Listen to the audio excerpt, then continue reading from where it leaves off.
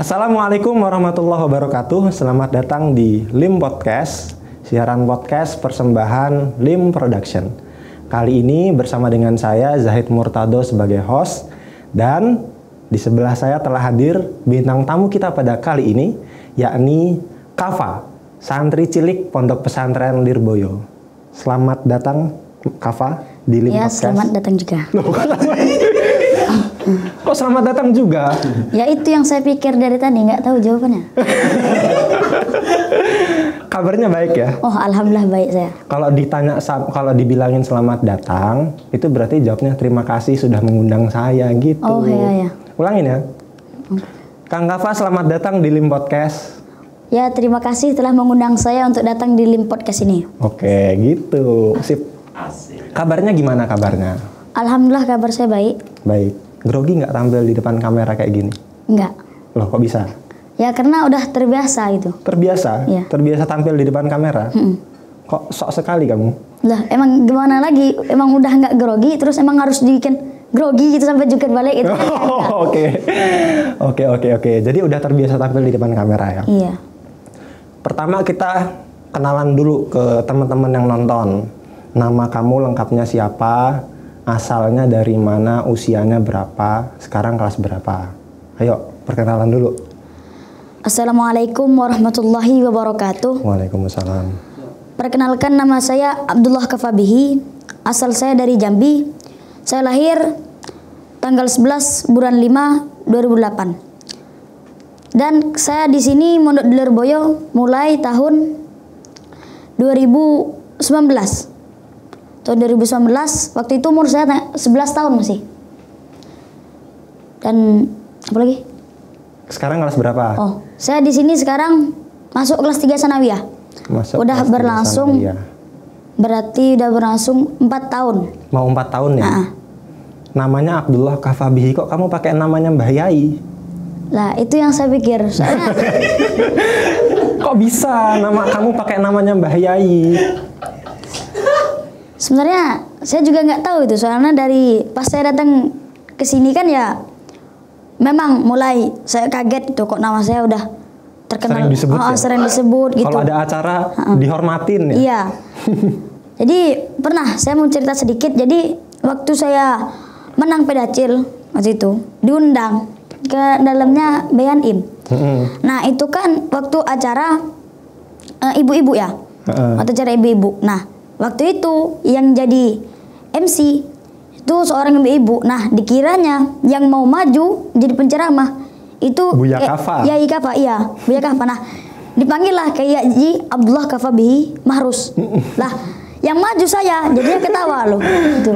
Oh, jadi kamu pernah diundang dikira Mbah Yai. Iya. Tapi ternyata kamu, padahal jauh banget loh itu. Iya. Itu kenapa? Karena orang tua kamu alumni Lirboyo atau gimana itu? Ya memang orang tua saya itu alumni Lirboyo. Dua-duanya? Iya. Oh, jadi karena alumni Lirboyo akhirnya punya anak dikasih nama Mbah Yai gitu ya? Iya. Oh gitu. Tadi kelahiran 2008, berarti sekarang usianya berapa? Masuk 14 ini. Masuk 14 tahun. Masuk Lirboyo waktu umur 11 tahun. Berarti tamat SD ya? SD tamat? Dia udah tamat. Coba cerita waktu awal mondok di mana? Kok bisa mondok di Lirboyo? Jadi pertama kali saya mondok di Lirboyo itu tahun 2019 ya. Jadi sebelum saya mondok di sini tuh saya pertamanya belum ada niatan buat lanjut ke pondok sini.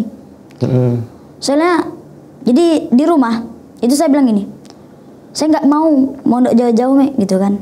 Saya nggak mau mondok jauh-jauh. Terus saya bilang, kamu milih mondok di sini, uang jajan kamu sehari 5.000 atau mondok di sana sehari 20.000. Saya mikir, tapi jauh, saya bilang gitu. Pilih aja mau milih yang mana, milih di sana apa milih di sini. 5.000 apa 20.000? Iya, gitu ya? Akhirnya saya milih udah 20.000 ya. Ya karena saya kan namanya juga masih kecil-kecil suka uang ya kan. Ya akhirnya saya milih 20.000. Oh, jadi kamu itu milih Lirboyo gara-gara duit ya? Iya. Pertama kali saya kesini itu gara-gara duit. Itu betulan nggak kamu dikasih 20.000 itu? Oh, iya kebetulan. Itu waktu itu ya, kan yang megang uang saya dulu kan ada saudara saya di sini. Lah, itu saya megang uangnya nggak 20.000. Malah sedikit-sedikit dikasihnya. Oh, tapi dari ibu kamu dikasih 20.000. Apanya? Dikasih sama ibu kamu jatah sehari 20.000. Iya. Menepati janji. Begitu. Nah, kesini diantar apa ikut rombongan? Kalau di sini kan ada rombongan dari Jambi berangkat bareng gitu ya. Kamu Jambi kan? Nah itu diantar rombongan apa diantar orang tua kesininya? Saya kesini itu diantar sama orang tua. Cuma abi saya toh. Kenapa kok umi saya nggak berangkat? Ya itu. Karena dulu kan adik saya masih kecil. Ada yang kecil tinggal di rumah. Akhirnya umi saya nggak bisa berangkat. Jadi yang berangkat abi saya ngantar sampai sini tapi nggak langsung masuk ke pondok. Tapi kami ngekos dulu di luar. Ngekos dulu. Iya. Sama kan ada saudara saya itu bertiga. Nah itu bertiga kami dalam itu sama abi saya berempat. Tapi nggak sepi karena waktu itu kan belum masih adanya corona jadi masih enak-enaknya keluar itu loh jalan-jalan itu masih enak. Jadi sama abi kamu keliling-keliling dulu gitu ya, tahu lihat-lihat dulu.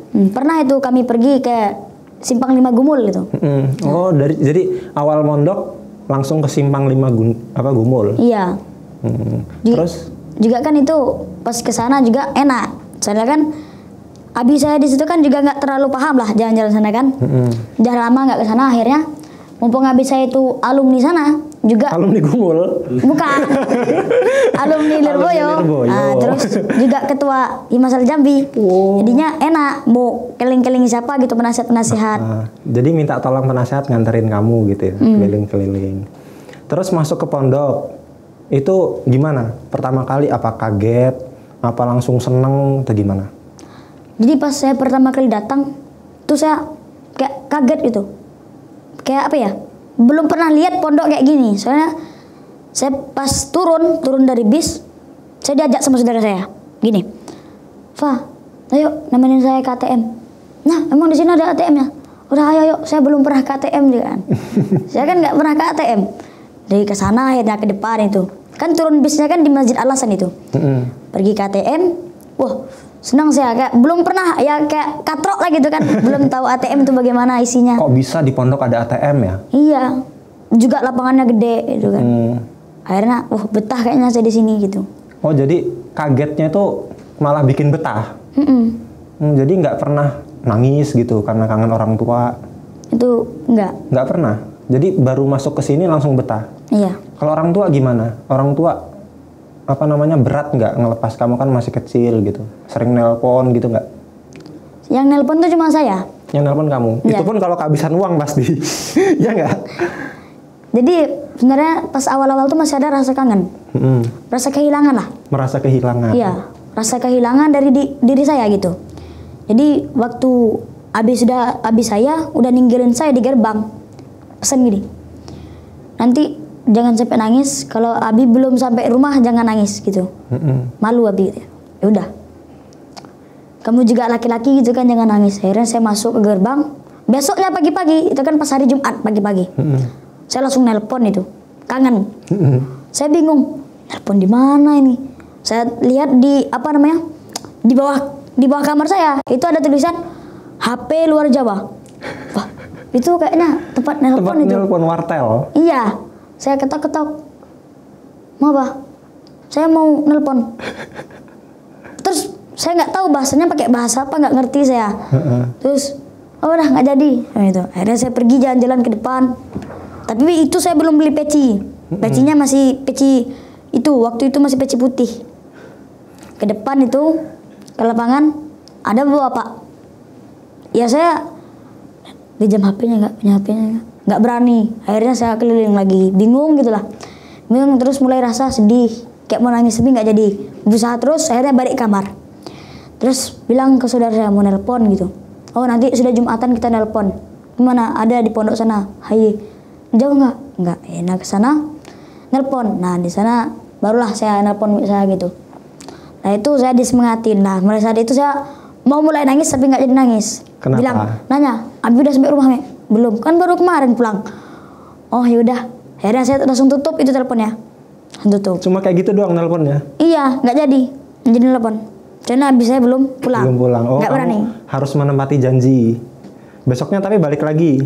Nggak. Jadi waktu itu udah lama-lamaan sudah mulai kenal sama anak kamar kan. Udah guyon lah.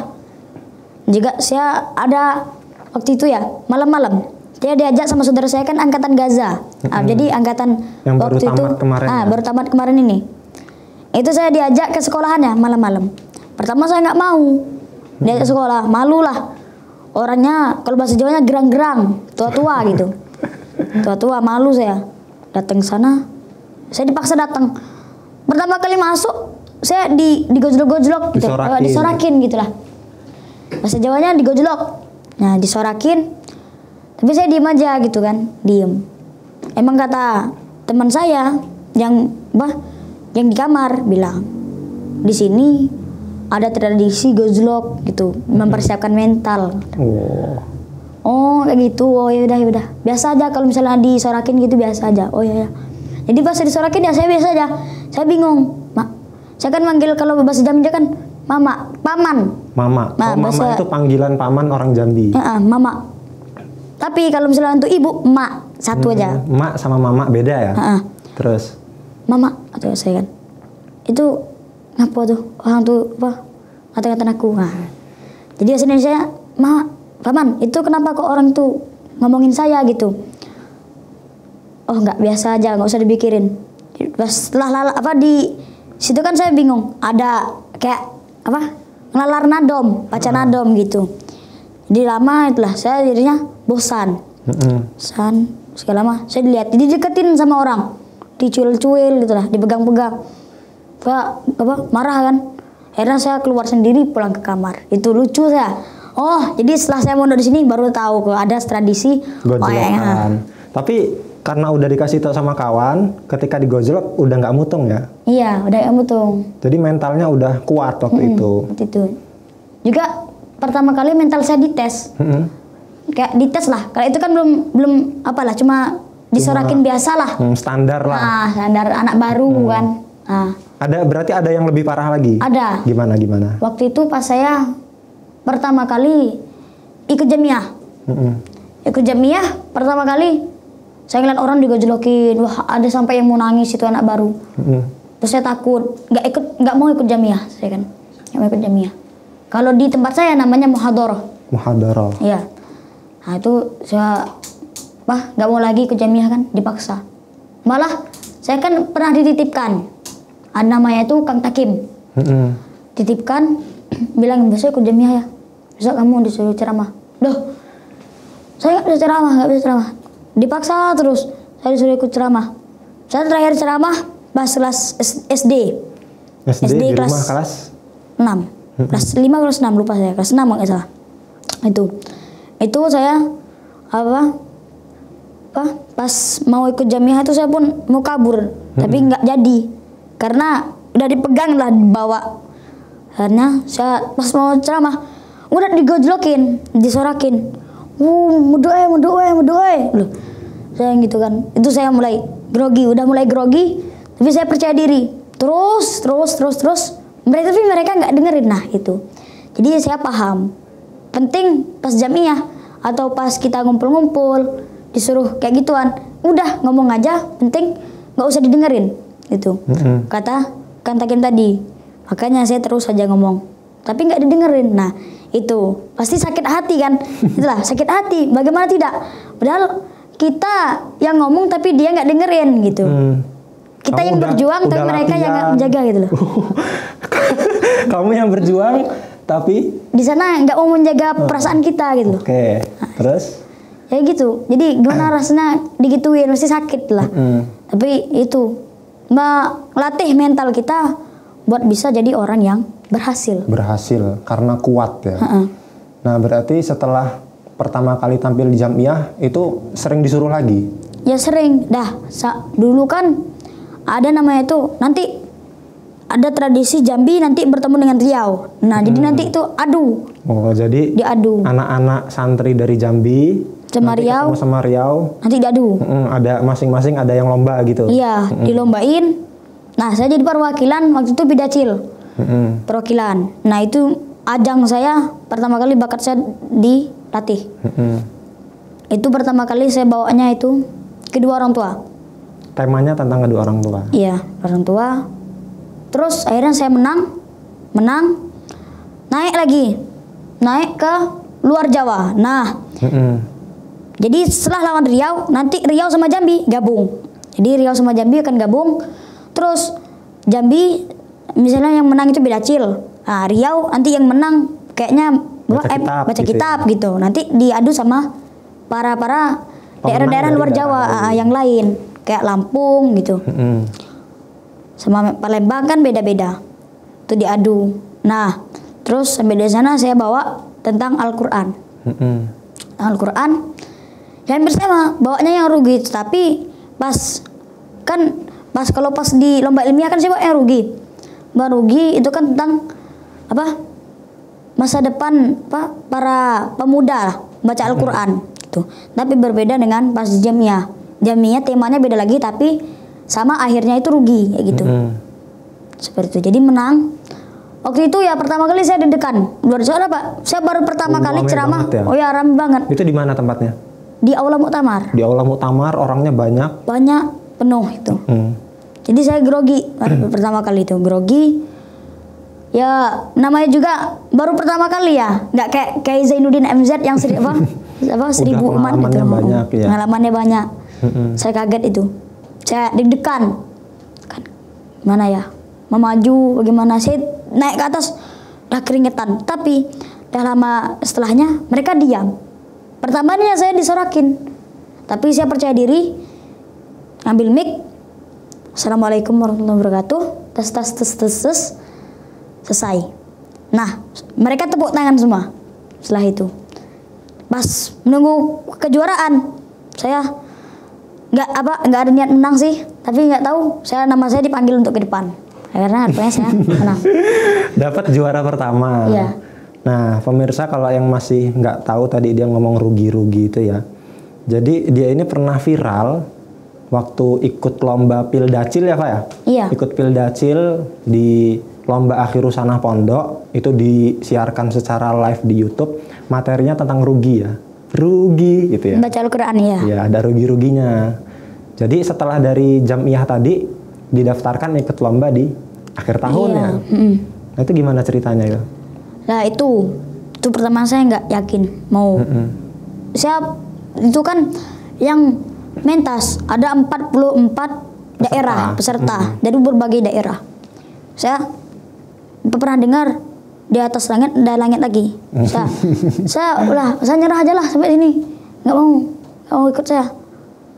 Dan pasti saya kalah gitu kan. Saya udah lemah mentalnya. Lihat ada 44 peserta dari berbagai daerah. Wah, udahlah saya nyerah aja gitu, nggak mau ikut.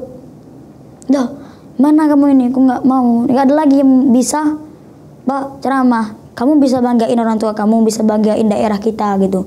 Jadi terkenal juga. Enggak lah, saya malu. Anak saya nggak malu, Pak, gitu kan. Daripada saya malu nanti, coba dulu aja. Ini masih lama katanya, masih ada sebulan lagi buat latihan. Ya udahlah. Akhirnya saya ikut. Pertama saya nggak terlalu mikirin. Nggak terlalu mikir juara pokoknya. Ya. Yang penting tampil. Tampil, latihan. Latihan tuh waktu itu saya nggak punya guru. Sendiri. Baca-baca buku kan, baca-baca buku terus nggak lama saya dibilangin, ditanya sama anak, waktu itu saya masih kelas 6, ditanya sama anak kelas 2 Senawi, bagaimana, udah selesai? Belum. Pas malam itu kan itu bagi pengumuman bilang semua peserta Pildacil nanti setelah wajib belajar malam disuruh datang ke kantor Muktamar buat dites, udah siap, udah pada siap belum? Itu sebelum lomba ya? Iya, sebelum lomba. Lombanya hari Jumat, nah tesnya hari Senin. Tuh, Senin. Itu saya belum ada persiapan belas itu. Masih cuma baca-baca buku tuh, belum ada hafalan, belum ada apa. Terus saya setelah itu kan udah lihat persiapan dilurusin lah sama pembimbingnya di kantor Muktamar, dilurusin. Kalau nanti pas di depan begini. Akhirnya dikasih contoh Nabi Muhammad gitu. Terus akhirnya setelah itu saya ketemu itu pulang kamar, mau pulang ketemu sama itu tadi namanya Kang Supri. Oh bang, udah selesai? Belum. Gini be, kau belum punya tema? Belum lah. Abang ajari macam mana? Iya, yaudah sudah nih kita ke itu be, lokal Aliklas. Latihan di sana. Iya, latihan. Nah, sebelum latihan saya bilang gini, tapi temanya saya belum bisa buat. Tapi saya udah punya pikiran buat tema namanya sholat. Akhirnya nyari lah. Itu kami buatnya ada sekitaran 4 buku. 4 buku dibuka semua tentang masalah sholat. Nanti semua supri digabungin semua. Dicocok-cocokin mana kata-katanya pas buat digabung. Jadi soalnya waktunya nggak sempat buat mikir Kalau sendiri. bikin sendiri nggak bisa. Iya, nggak sempat waktunya. Akhirnya ada 4 buku digabungin jadi satu gitu ya. Iya, satu. Nah jadinya nggak terlalu panjang. Nggak terlalu panjang, cuma 1 halaman tapi pelan. Cuma Satu halaman. Kertas HPS itu halaman, tapi nggak panjang tapi pelan gitu aja. Nanti tingginya pas di tengah-tengah. Gitu.